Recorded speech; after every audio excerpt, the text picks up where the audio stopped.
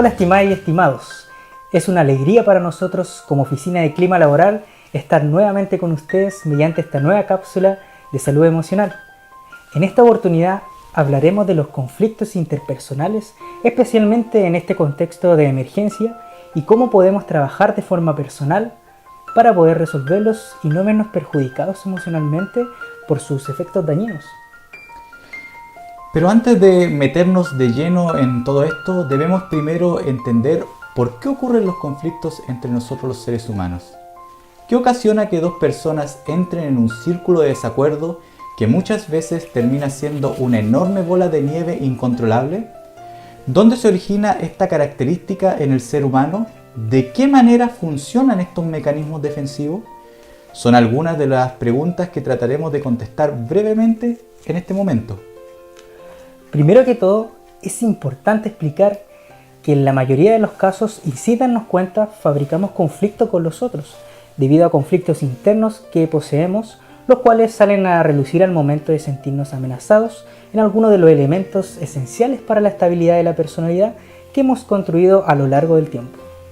Es decir, vemos amenazados el yo, esa imagen mental de nosotros mismos que nos provee de una identidad que satisface el sentido de seguridad y de valor que tenemos frente al mundo que nos rodea. Por esta razón, muchas veces nos enfrascamos en discusiones que no tienen ni pies ni cabeza, pero de igual manera defendemos nuestra postura con pasión, que en ocasiones lamentablemente llega a transformarse en conductas agresivas hacia los otros que pueden ser incluso seres queridos, seres importantes para nuestra vida. En el contexto actual que vivimos, con este estado de emergencia, estamos más propensos a no tolerar algunas cosas o situaciones que antes las pasábamos por alto, por falta de tiempo o por dar importancia solo a circunstancias relevantes. Sin embargo, debido al estrés que genera el aislamiento, estamos más propensos a la irritabilidad y al descontrol. Discutimos por situaciones sin importancia que nos molesta, el ruido, por ejemplo, el calor o cualquier otra cosa. Situaciones de estrés que hacen que tomemos malas decisiones, conduciéndonos a conductas poco asertivas que inclusive nos pueden generar crisis con algunos integrantes de la familia, en algunos casos la pareja o incluso los propios hijos. Como podemos darnos cuenta, tales fenómenos emocionales en nosotros tienen su origen de igual forma en la estructuración que vamos haciendo de nuestros pensamientos y creencias. Por lo tanto, lo que pudimos aprender en los videos anteriores va a ser de suma relevancia también para este tema. Sumando lo que hemos hablado hasta el momento, es importante destacar que uno de los elementos que más se daña en la dinámica de un conflicto y que tiene directa relación con la solución de este es la comunicación. Muchas veces al tener una idea o sensación apresurada de lo que alguien nos dijo o hizo, ocasiona que se distorsione por completo el proceso comunicativo. Esto genera una interrupción persistente en la capacidad que tenemos de comunicarnos con la otra persona. Cada vez más se multiplican las distorsiones en los mensajes, lo cual, al no tener una retroalimentación verdadera, permite que nuestros pensamientos nos engañen y que guíen por caminos totalmente alejados de la realidad. Ahora, Javier, sería bueno preguntarnos ¿cómo podemos trabajar en nosotros para reducir el impacto de los conflictos en nuestra vida emocional y en la de quienes nos rodean? Esta es una importante pregunta, Yelin. Para esto recordemos lo que hemos aprendido y practicado en los videos anteriores con respecto a la escala de valoración de nuestro pensamiento. En estos momentos debiéramos preguntarnos, ¿es verdaderamente importante tener la razón en todo? ¿Vale la pena generar un conflicto por algo que tal vez solo obedece a conflictos internos míos relacionados con mi seguridad y mi autoimagen? ¿Por qué no pensar en una mejor idea, respetando la opinión de la otra persona y en conjunto resolver la problemática? ¿Cuál debiera ser nuestra prioridad en todo esto? Por ejemplo, en el caso de los padres, en ocasiones se discute por la forma en cómo se deben aplicar las normas de crianza en el hogar. A veces la otra persona da una instrucción a los hijos, la cual nos hace sentir que no nos está pidiendo la opinión a nosotros. Entonces generalmente reaccionaríamos tratando de evitar que esa norma se aplique en el hogar, no por el contenido de la medida en sí, sino derechamente porque a mí me hace sentir que no me están dando el lugar que corresponde. Es decir, afecta mi autoimagen y mi seguridad interna de cuánto valgo. Ahora, ¿quién paga las consecuencias de estas disputas basadas en conflictos internos nuestros? Probablemente serán los hijos, quienes verán cómo los padres entregan un tipo de dinámica educativa ambigua, incomprensible para ellos y que está llena de rencillas sin sentido.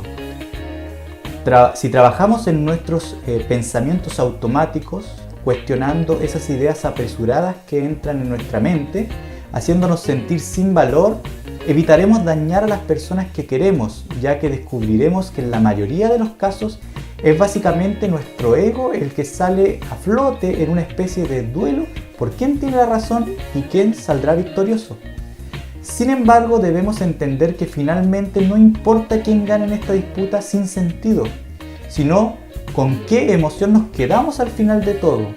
Por lo tanto, debemos definir qué es más importante para nosotros: ganar una batalla inútil o cuidar las relaciones con el entorno que nos rodea, el cual presta un importante soporte social para nuestro desarrollo integral. Complementario a esto que acabamos de explicar, es fundamental ser consciente de los tres tipos de pensamientos irracionales que son, en definitiva, una síntesis de la mayoría de los pensamientos irracionales que podemos experimentar en una situación de conflicto y que tienen directa relación con nuestra autoimagen y la seguridad que podamos desarrollar en relación a nosotros mismos. Estos pensamientos irracionales se expresan en tres grandes exigencias que tenemos tanto con nosotros mismos como también hacia los demás. El primero de ellos dice: debo hacerlo todo bien y estar siempre en lo correcto. Por ejemplo, cuando nos sumergimos en una discusión con alguien, generalmente tenemos la necesidad de tener siempre la razón, pues si no la tenemos, esto quiere decir que nuestra opinión no es valiosa. Y si nuestra opinión no es valiosa, en conclusión nosotros no podríamos llegar a sentir que no somos valiosos para el resto y por ende para nosotros mismos. Un pensamiento bastante irracional, como podríamos ver. Sin embargo, si ese pensamiento irracional lo transformamos en un pensamiento más racional o equilibrado, dejando las exigencias de lado, podríamos formularlo de la siguiente manera: me gustaría hacerlo todo bien o tener siempre la razón, pero no lo necesito para disfrutar del día y sentirme feliz conmigo mismo.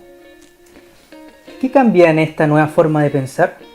Lo primero, dejemos de exigirnos algo que no podemos sostener en la vida real. Ya no necesito, sino ahora me gustaría tener la razón.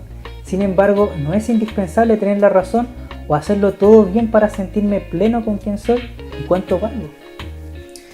El segundo pensamiento irracional dice: la gente me debería tratar siempre bien, con justicia y consideración. Al igual que la creencia anterior, aquí tenemos una clara exigencia ahora hacia los demás. Algo que, si lo pensamos bien, es casi imposible. ¿Podríamos conseguir que siempre todos nos traten bien como nosotros queremos? Claramente no. Por esta razón, un pensamiento racional y equilibrado debiera decir más o menos así: sería genial que todo el mundo me tratase bien, pero puedo vivir de forma tranquila y sentirme pleno conmigo mismo a pesar de que esto no ocurra. Por último, el tercer pensamiento irracional sería: ¿las cosas me deben ser favorables siempre? Como ve, esto es claramente imposible. Pensar que siempre las cosas estarán a mi favor y esperar esto para sentirme bien conmigo mismo es algo totalmente desequilibrado. Nuevamente estamos ante una exigencia para con el resto e incluso una exigencia hacia las circunstancias que nos tocan vivir, algo totalmente fuera de nuestro control. En este tercer punto, y relacionándolo con la dinámica de los conflictos, nos podemos preguntar: ¿todas las situaciones que estoy viviendo, incluidas las disputas o desacuerdos, tienen que ser favorables para mí? ¿O podríamos pensar que los resultados de estos pueden ser desfavorables? Sin embargo, ¿puedo tener la resiliencia suficiente para enfrentarlos y salir con algún aprendizaje de aquellos? Un pensamiento racional o equilibrado en este contexto sería más bien: ¿cómo me gustaría que las cosas me fueran favorables? Pero no siempre va a ser así, y lo acepto. Aún así, todavía puedo ser feliz y sentirme bien conmigo mismo. Si logramos ejercitar nuestra mente, esta forma específica del pensar frente a los conflictos, le aseguramos que estaremos mejor preparados para actuar de una manera eficaz y saludable para nosotros y para quienes nos rodean. Desarrollando esta práctica psicológica, lograremos que en lugar de manifestar críticas hacia los demás, conseguiremos más bien el poder comprenderlos. Tendremos más herramientas para poder entender por qué hacen lo que hacen. Eso es mucho más provechoso y más interesante que la crítica, y de ello surge la simpatía, la tolerancia y la bondad. Ser conscientes de la realidad de los otros nos ayuda a tener más capacidad de perdón y de modelar aspectos positivos en ellos. Bueno, estimados y estimadas funcionarias, hemos llegado al final de esta tercera cápsula de salud emocional. Esperamos que les haya gustado y puedan comenzar a poner en práctica estos sencillos consejos. Desde la Oficina de Clima Laboral les enviamos un afectuoso abrazo. Que estén muy bien. Nos vemos.